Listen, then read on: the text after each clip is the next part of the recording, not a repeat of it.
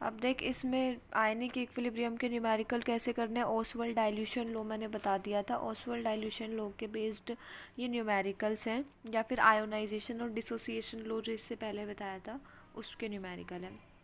एक बात ध्यान रखियो, फॉर्मिक एसिड का मॉलिक्यूलर फार्मूला क्या होता है, HCOOH। क्या होता है, HCOOH। क्वेश्चन क्या है, calculate the degree of dissociation. इसमें ध्यान रखियो, डिग्री ऑफ डिसोसिएशन भी आ सकता है और आयोनाइजेशन भी आ सकता है। अब तूने ये नोट्स लिखवा लिए तो जो वर्ड मैं इसके अंदर लिखूंगी ना वो तू देखता जाइए और साथ साथ लिखता जाइए। Degree of dissociation and the concentration of H3O positive. क्या करना है तुझे, डिग्री ऑफ डिसोसिएशन बताना है और H3O पॉजिटिव की कंसनट्रेशन बतानी है इन 0.01 मोलर। किसके अंदर, 0.01 मोलर सॉल्यूशन है हमारा फॉर्मिक एसिड का, ठीक है, उसके अंदर तुझे कंसनट्रेशन मतलब। अब फॉर्मिक एसिड लिखा हुआ है तो तुझे मॉलिक्यूलर फार्मूला पता होना चाहिए, क्या होता है, HCOOH। और Ka की वैल्यू दे रखी है 2.1 इंटू 10⁻⁻⁴ एट 298 केल्विन। किस टेम्परेचर पे दे रखी है, 298 केल्विन टेम्परेचर पे दे रखी है। अब हमारी रिएक्शन है HCOOH है, ये ऑब्वियसली किसकी प्रेजेंस में होगी, एक्वस रिएक्शंस होती हैं सारी की सारी, जो तू पढ़ेगा वो वाटर के अंदर ही होती है। मर्जी है चाहे तू वाटर के साथ रिएक्शन दिखा दे चाहे बिना वाटर के दिखा दे, ठीक है। लेकिन अगर तू वाटर के साथ दिखाएगा तो H3O पॉजिटिव आयन बनेगा। इसको हम कहते हैं हाइड्रोनियम आयन। क्या बोलते हैं, हाइड्रोनियम। ये स्पेलिंग लिख लियो याद से नोट्स के अंदर, हाइड्रोनियम आयन, ठीक है।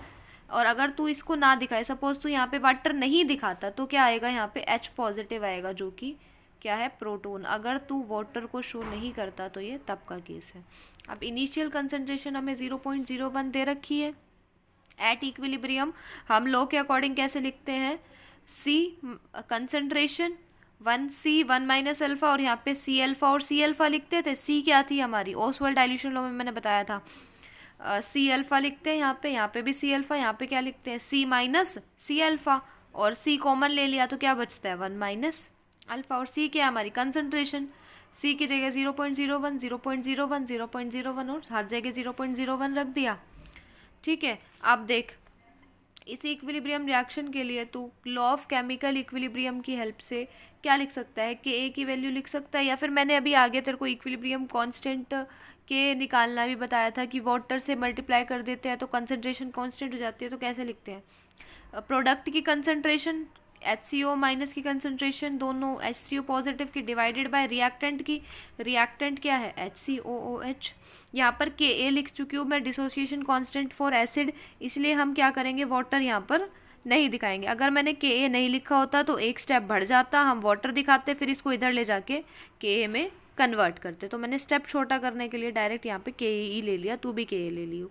अब यहाँ पर कंसंट्रेशन क्या है इनकी, 0.01 अल्फा 0.01 अल्फा। एज CO इन दोनों की कंसंट्रेशन लिख दी, नीचे HCOH की कंसंट्रेशन क्या है, 0.01 और 1 minus alpha, as it is रख दिया।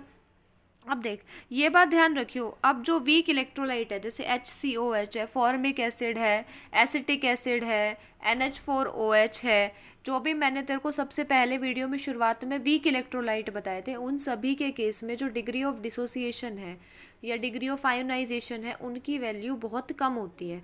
और उनकी वैल्यू कम होने से क्या होता है, वो 1 से छोटे होते हैं, तो इसलिए हम अल्फ़ा को नेगलेक्ट कर देते हैं। अल्फ़ा को क्या कर देते हैं, नेगलेक्ट कर देते हैं। अल्फ़ा को नेगलेक्ट कर दिया तो यहाँ से अल्फ़ा हट जाएगा, 0.01 को 1 से मल्टीप्लाई करेगा तो क्या आएगा, 0.01, एज इट इज़ आ गया। बाकी मैंने के की वैल्यू जो हमें क्वेश्चन में दे रखी थी वो रख दी है यहाँ पे, ठीक है। और यहाँ पर देख 2 पॉइंट, ये वैल्यू रख दी, और 0.01 अल्फा, 0.01 से 0.01 कट जाएगा। अब तेरे पास क्या बचा अगले स्टेप में, ये तो एज इट इज़ आ रहा है, 0.01 और 2 अल्फ़ा बच गए तो ये क्या आ गया, अल्फ़ा स्क्वायर। अब 0.01 को तू 1/100 लिख सकता है, या फिर 1/10⁻² लिख सकता है।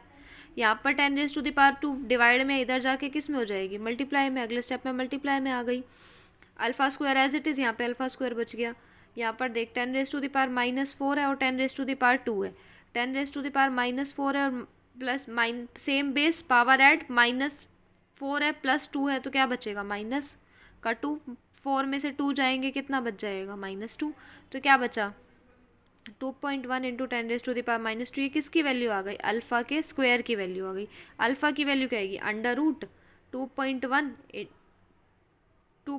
2.1 इंटू 10⁻⁻²। आगे इसको सॉल्व कर, 2.1 एज इट इज़ रहने दे, 10⁻⁻², मतलब डिवाइड में 100, तो डिवाइड में 100 है तो 2 पॉइंट आगे आ जाएगा। 100 है तो इस पॉइंट को कैसे आगे लाएगा, 2 डेसिमल तक। एक तो 2 है, नहीं है तो ना जाने की 0.021। या तो तुझे अगर अब ऐसे डिजिट मिल जाए, इसके अलावा कोई और डिजिट आए, तो तू क्या करेगा, अल्फ़ा की वैल्यू यहीं पे छोड़ के आ जाएगा, कोई और डिजिट आएगी तो। और अगर 0.021 ही आ गई, तेरा लक सही निकला, यही सेम क्वेश्चन आ गया, तो अल्फ़ा की √0.021 क्या होता है, 0.144। ये तुझे याद रख लियो, ये रूट निकालना का चक्कर में मत पड़ियो, ठीक है। अब तुझे डिग्री ऑफ डिसोसिएशन निकालनी थी। पहला चीज़ क्या था, calculate the degree of dissociation. पहले तुझे क्या निकालनी थी, डिग्री ऑफ डिसोसिएशन, वो तूने निकाल ली।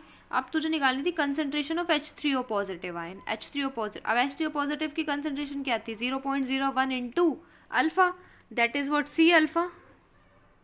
तो concentration of H3O positive ion क्या होगी, 0.01 मल्टीप्लाई अल्फ़ा की वैल्यू हमारी क्या आई है, 0.144। अगर अब यहाँ पर तेरे को ना पता होता तो तू क्या करता, ये 0.021 अंडर रूट ही लिख के चला जाता, इसको छोड़ देता।